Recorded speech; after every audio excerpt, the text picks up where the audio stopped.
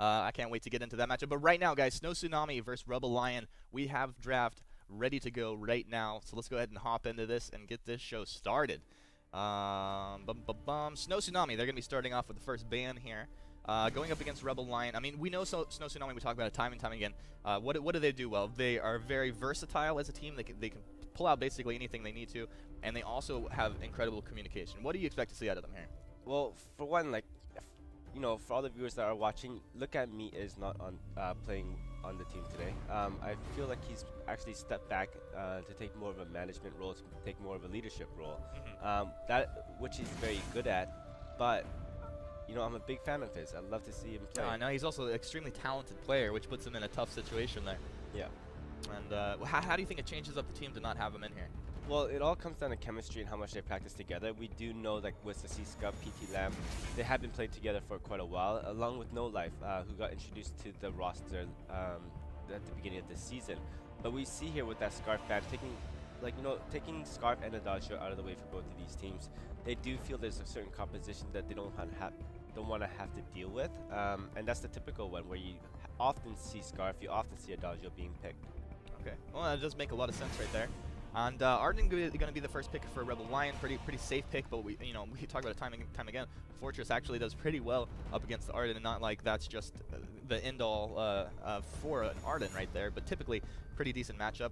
Arden, he's going to give so much to his team and that gauntlet and his vanguards, and of course always you have to respect that blood for blood, but it's well, when you pair it up with the glaive, it actually starts to get pretty scary. Yeah, and it also depends on what they do choose to lock up for the last pick on the side of RebelLion. I feel like they have to go very late game.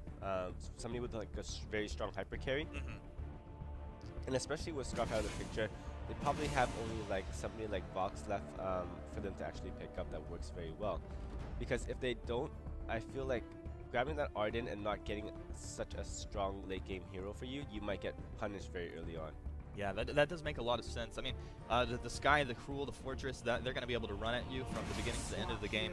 Scale pretty well. Vox going to be the pick, so you're on point there once again. They do have that glaive to hold down that early game. And do you imagine that this would be like Tenshinbo type game for this glaive? Come online early, just kind of space create for your Vox, or do you see something else? Like, the thing about Tenshinbo is very strong. You're able to get that early game burst damage out. However, you are going to be going up against a Cruel. And depending on what he builds, that might not be the best way to go. You might want to be thinking later into the game and how much effect you can have. Just being able to use your Afterburn as utility and then just making sure that Vox is able to kite. All right, well, there you have it, guys. Rome breaking it down for us. We've loaded into the Halcyon Unfold, so let's go ahead and jump into the game right now. And with that, we'll throw it to our casters, Action Jackson and X-Scoundrel. Take it away, guys. Thank you very much, Humanist and Rome. We're about to kick off this first game of the night for EU, and man, is it going to be a good one. Snow Tsunami up against RebelLion. RebelLion, a team we saw play yesterday, do fairly well in their series. Snow Tsunami, of course, second place at the last championship. Should be an awesome game.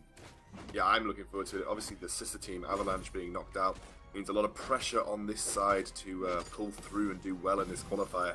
I'm really interested about this game, Jackson. That is a Sky. It is the first Sky that we've seen on stream so far, I believe, and we'll see her make her way to the lane. Going to be another Cruel, so another time we see Cruel get through. Hang on a second. Speaking of that Sky, what wow. was PT Lamb doing? Walking all the way up to the enemy lane bush and peeking into it. He gets absolutely annihilated. Slain and Mr. Teriyaki already starting to lay down the pain train. I guess she just wasn't expecting them to be there, given that usually around this sort of minute mark, the duo jungle will be roaming round their jungle, clearing up camps. So it was just a sort of a brain lapse, I imagine, there, Jackson. Just imagine that, no, there's no way they're going to be in lane waiting for me. They're probably going around the jungle just like my duo are. This is going to be a 1v1 in this lane, and then, no, walk straight into the trap there. Nice setup, though, by Lions. Something I've noticed by them from yesterday, they do pull out a lot of unorthodox type tactics, and again, they're going in on to Sky, potentially. Yeah, you can see Mr. Teriyaki hovering in the wings here, trying to help Troy out. In the straight 1 versus 1, PT Lamb should have a good edge, at least for the time being, in the early game over the Vox, who really scales very well later into the game. But when you've got some assistance from the rest of the team, kind of patch up that weakness and perform fairly well in the early game, too. Yeah, I mean, Sky doesn't scale particularly badly, though. I'd imagine Sky is one of the better poke champions to have if you're going into those later portions. Obviously, building full crystal power. But, you know, Vox is just unmatched in some regards if you're going later into the game. So we'll have to see how this one pans out. I do think there's a jungle.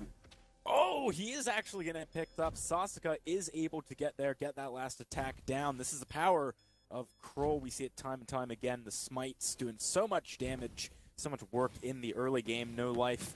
Quite proficient on this hero, too. Yeah, it's something that he's played quite a lot. As well as, like you said yesterday, most EU junglers and roamers will be able to play Cruel to a high ability. And they're going to go ahead and take away as many back camps as they feel comfortable with doing so. No Life going to do his best to take one of these healing camps here. They're going to starve some more gold away from the jungle of Lions, and that's going to be a bit of a hit for them. Looks like Mr. Teriyaki is going to spy them out. They now know they're both over here. Glaive is on the other side of the map right now. Yeah, Mr. Teriyaki spots him out. There's not too much he can do to really stop the damage from going down. In fact, he's going to have to Vanguard himself, try and back out here. PT Lamb also harassing Troy a little bit, making it difficult for Troy to back up Mr. Teriyaki. So not really an ideal position to be in if you're the Arden, right? You come back from base, having died earlier on, and immediately you're chunked to half. You know, that's going to restrict certainly what you're able to do moving forwards. We're seeing Slain also needing to go back to base here. So definitely some aggression out of Tsunami, kind of forcing the hand, forcing the movements out of RebelLion. Yeah, I like how aggressive they're being as well. You know, you've got a Cruel and you've got a Fortress. That does give Cruel the opportunity to stack up that smite and be aggressive in the enemy jungle. And it looks like they're going to go again into Arden, who's going to have to back away once more. Yeah, you can see the smite really doing some good damage there. Forward barrage, one or two more ticks of that would have picked up the kill too. This is the power of the Kroll early game ganks when you pair it with a Fortress, when you pair it with an Arden. So good at getting on top of people. Right now, they know what Slane's up to. He's trying to steal away some camps back here, but Sasiska picking it up. No life, he's got the speed boost from the perk. And Slane actually going to try and jump into the enemy base. He might be looking for the recall, but the minions going to be stopping him from doing that. Slane has no way out. He's between a rock and a hard place right now, and I don't see him managing to escape. He's going to try and cheekily pick that one up, managing to get out of range from the turret, but no life, just hunting him down. Mr. Teriyaki, if he was able to steal away some camps or something, I mean, he might have been able to even up that exchange, but unfortunately, he's kind of needing to stick close to Troy's Vox just because of the harassment PT Lamb is doing in lane. Yeah, and it's just difficult right now when you've got a Vox. You do have to have that level of protection for him. It was a good time waste by Slane right there. He spent a lot of time escaping and forced a lot of chasing to take place, but they didn't get anything for it. Like you said, you know, if had Mr. Teriyaki moved into the enemy jungle, looked to secure some back camps, or even try and go for that minion mine, they may have been able to get some sort of return for their investment of the sort of chase they managed to elude from No Life and Sasiska, but just didn't happen because Troy is just so vulnerable in lane right now, especially to this Skye, that they have to keep Mr. Teriyaki within Vanguard distance, within distance to sort of save the day. Yeah, that is a very good point. Now, I can understand what Slane was trying to do. He felt like the pressure from Tsunami's early jungle duo was really mounting. He had to try and find some avenue to get gold, because if he went to his side of the jungle, he would easily be hunted down and maybe, you know, he would die rather than just camps being stolen away. But the read by Snow Tsunami allowed for them to capitalize on him extending a little bit too deep into their side of the map, so ultimately he's going to go down nonetheless. Troy, look at the damage he's taking at the moment from PT Lamb. The Vanguard just going to keep him alive. Troy surviving on an absolute sliver of health. Yeah, and Troy really suffering in this lane. I really feel like the Slane Arden combo is just so powerful when you do roam together in the jungle because of how much, you know, CC you can apply and how much damage you can actually do in the early portion. But, you know, you've just let this Cruel and Fortress run amok through this jungle. You've had to keep Mr. Teriyaki in lane to keep Troy surviving. And Slane is just getting 3v1, 2v1. I mean, you can see right now they're going to aggress onto him in the jungle. He has no way to farm up here. Oh, Slane, he did not realize that No Life was anywhere nearby. Tries to go back and maybe get some kind of a kill onto Sasiska, but unfortunately not able to do that. House Heart gonna land onto Mr. Teriyaki. That makes it so he can't block the forward barrage. Troy gonna be the one going down in the end. Snow Tsunami, they didn't find their first choice of a target, they didn't find their second choice, but they did manage to pick up Troy. Very well played by them. Tsunami definitely starting to crash down on their opponents. Oh, 100%, and I really like this sort of competition. You've got the Sky in lane, which can pressure the Vox. I think that's been the real key impact here, Jackson. Just the fact that they've had to keep Arden so close, as I say, that those Sky forward barrage comes out, and Mr. Teriyaki forced away there looking for the engage. But, you know, Slane's been by himself right now, and it hasn't really had the impact of a roamer like Arden, who's practically been static in lane. He's been a lane support for the majority of this game because of how much difficulty Troy is having up against this Sky. And when you have a Vox, you do kind of have to invest that many resources into making sure that he makes it to the late game. So maybe this will work out the longer this goes. It really depends on Troy, but like I said, this is kind of like all eggs in one basket scenario right now. Yeah, I mean, Slane, he's definitely not accelerating to the point where you'd want to get, like, for example, a tension bow on him, something we see Glaives do sometimes. He's going to be, I imagine, building a little bit more utility heavy, a little bit more tanky, trying to get those afterburns down as much as possible to peel for Troy as the game goes on. But even though, and I think this is worth noting, even though RebelLion is trying to put a lot of their eggs into that Troy basket, Mr. Teriyaki playing the lane support role rather than the roamer like you were saying, Troy has still gone down. You know, there was still a kill picked up by PT Lamb. PT Lamb also sitting ahead in the farm by just a sliver. So really things not going too well right now as Slane gets collapsed on a little bit again. You can see Tsunami trying to eke out whatever advantages they can in this early game. Interesting that I think there's a lot of pressure right now on No Life just because his teammate, Look At Me, is just known for his cruel. You know, that was kind of the champion that he was completely known for. As I said, that PT Lamb going to back out from an aftershock. And Slane going to walk away, afterburn rather. But yeah, I mean, there's a lot of pressure right now on Lone Life just because of how good his teammate is at Cruel. And, you know, this is I think he was considered maybe the best player on Snow Tsunami. So, you know, it's a lot of pressure right now just for this one guy. You know, you've been subbed in for what was considered potentially one of the best players in your team, and you've got a lot to live up to and potentially playing his best champion. Yeah, I mean, that is a very fair point. There's definitely always a mental aspect to these kinds of situations, but at the same time, No Life, at least so far, is doing an admirable job. 1 for 0 for 1. He might be able to pick up another one here from Hell's Heart. Gonna fly wide, but it lands on a Mr. Teriyaki. That might be a new record for longest from Hell's Heart. Extremely good skill coming out from No Life there, managing to land that stun, salvage some kind of a kill after it misses onto Slane, but he's getting those weakness stacks up. Slane got an afterburn out of there, where he would have gone down to a Spectral Smite. Tsunami really not letting up the pressure at the moment. Alternating Current has been finished on Troy, and he is going towards that Broken Myth. So the double item power spike that the Crystal Power Vox can achieve is very close to its completion at this point. So, you know, Lions won't be too bothered. I mean, what? The steal! He picks up the gold mine, goes down for it, but 1 kill worth of gold versus a fully stacked gold mine? I'll take that trade any day, especially when I'm being shut down in the jungle. I can't farm anyway. I mean, we've said how aggressive Snow Tsunami have been so far, but they've actually got a gold disadvantage at this point, just after that steal. They are now 400 gold down, and given how aggressive and how dominating they have looked in these smaller skirmishes, that's a very odd gold line to be seeing right now. And Vox is very close, like I said, to that power spike. And if they can utilize that, if they can start to win fights with Troy just playing out of his mind, and I'm thinking it's not looking too grim in the future right now for the RebelLion.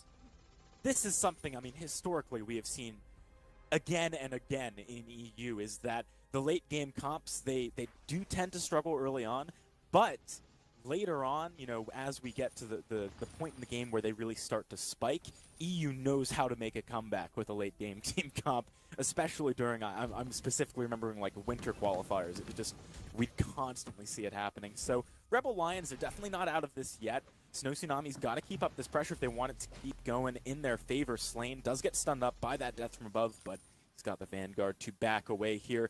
Just taking stock of the map, 5 kills to 1, obviously a great position for Snow Tsunami, and they have managed to now take a gold lead, sitting at 19,500 to the around 19,000 of RebelLion.